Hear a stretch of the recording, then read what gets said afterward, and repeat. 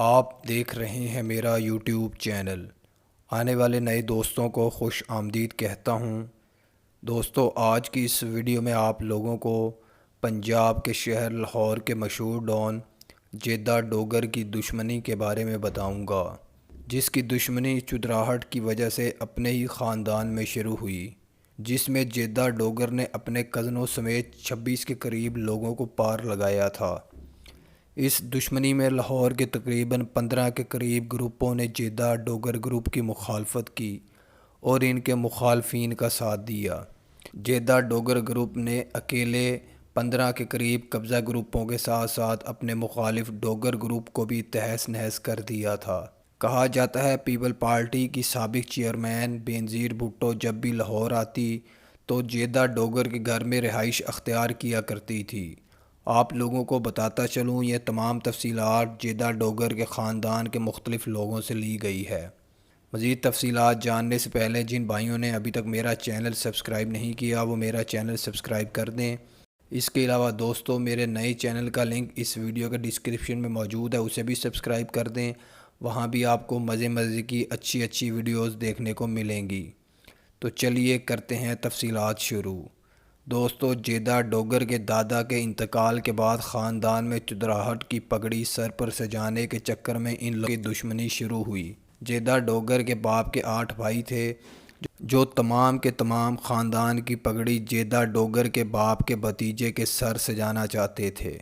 80 کی دہائی میں لاہور شہر میں اس ڈوگر خاندان کا بہت زیادہ نام تھا۔ جیدہ ڈوگر اور اس کے بھائیوں وغیرہ نے مل کر اپنے 3 کزنوں کو لاہور شالامار باغ میں پار لگا دیا جب وہ صبح کی ورزش کر رہے تھے۔ اس وقوع کے بعد جیدہ ڈوگر کے مخالف ڈوگر گروپ نے ان قتلوں کے کوئی بھی مقدمات جیدہ ڈوگر گروپ پر درج نہ کروائے۔ جیدہ ڈوگر کے مخالف اچو ڈوگر گروپ نے جیدہ ڈوگر کے 2 بھائیوں کو مار کر اپنے 2 لوگوں کا بدلہ لیا۔ یہ دونوں قتل ایک کچہری کے باہر کیے گئے تھے۔ اس وقوع کے بعد پولیس نے اپنی مدیریت میں مقدمات درج کر کے ان دونوں گروپوں کے خلاف کارروائیاں شروع کر دی تھی۔ جیدہ ڈوگر گروپ 7 سال تک مفرور رہا، جبکہ اس کا مخالف اچو ڈوگر گروپ واپس علاقے میں آ گیا تھا، جس کی وجہ یہ تھی کہ اس وقت پنجاب میں نون لیگ کی حکومت تھی اور اچو ڈوگر گروپ کے نواز شریف سے بہت اچھے تعلقات تھے۔ اچو ڈوگر گروپ نے مقدمات ختم کروانے کے بعد لاہور شہر میں مختلف قبضہ گروپوں کی لابنگ شروع کر دی، جس میں تقریباً 15 کے قریب گروپ اچو ڈوگر کے ساتھ ہو گئے تھے۔ جیدہ ڈوگر گروپ کی زمینوں، گھروں پر اچو ڈوگر گروپ وغیرہ نے قبضہ کر لیا تھا۔ کہا جاتا ہے اسی عرصہ میں مارشل لا لگا، جس کی وجہ سے پنجاب سے نون لیگ کی حکومت ختم ہو گئی۔ جیدہ ڈوگر اور اس کے لوگ واپس علاقے آئے اور انہوں نے اچو ڈوگر سمیت 11 کے قریب لوگوں کو ایک ہی وقوع میں پار لگا دیا۔ کہا جاتا ہے اس وقوع کے بعد وہ تمام گروپ جو اچو ڈوگر گروپ کا ساتھ دے رہے تھے وہ علاقے سے فرار ہو گئے، جبکہ کچھ گروپوں نے جیدہ ڈوگر گروپ سے معافیاں مانگیں اور ان لوگوں کے درمیان صلح ہو گئی۔ جیدہ ڈوگر نے خاندانی چودراہٹ کی پگڑی اپنے سر سجائی۔ جیدہ ڈوگر کے بارے میں مشہور ہے کہ اگر جگہ گجر کے بعد کسی نے صحیح معنوں میں لاہور شہر سے جگہ ٹیکس وصول کیا تھا تو وہ جیدہ ڈوگر تھا۔ اس نے لاہور شہر پر تقریباً 9 سال تک راج کیا اور کسی وجہ سے اس کے تعلقات پیپل پارٹی کے ساتھ خراب ہو گئے۔ یہ بات تب کی ہے جب دوسری بار بینظیر بھٹو وزیر اعظم بنی تھی۔ پیپل پارٹی سے اختلافات کے بعد جیدہ ڈوگر پر وہ تمام مقدمات جو کبھی درج نہ ہوئے تھے وہ تمام درج کر دیے گئے تھے۔ پولیس نے اس کے 6 کے قریب لوگوں کو پولیس مقابلوں میں پار لگا دیا تھا، جبکہ جیدہ ڈوگر اور اس کے 9 کے قریب لوگوں کو پولیس نے گرفتار کر لیا تھا۔ جیدہ ڈوگر پر 18 سال تک مقدمات کی کارروائی چلی۔ ان 18 سالوں میں یہ جیل کے اندر ایک خوف کی علامت تھا۔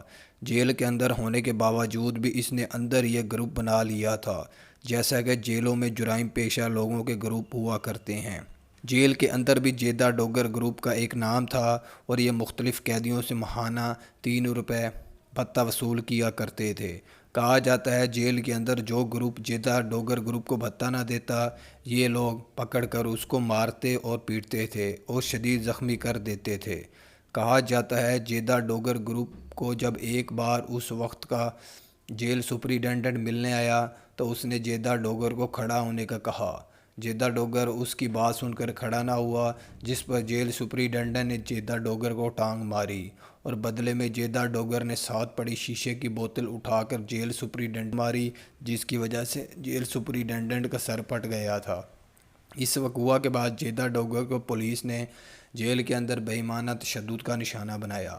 کہا جاتا ہے جیدہ ڈوگر اپنی ضد کا بہت پکا تھا، یہ جو بات کہا کرتا تھا وہ پوری کرتا تھا۔ اس طرح کئی سالوں تک جیدہ ڈوگر جیل کے اندر رہا اور مقدمات چلتے رہے۔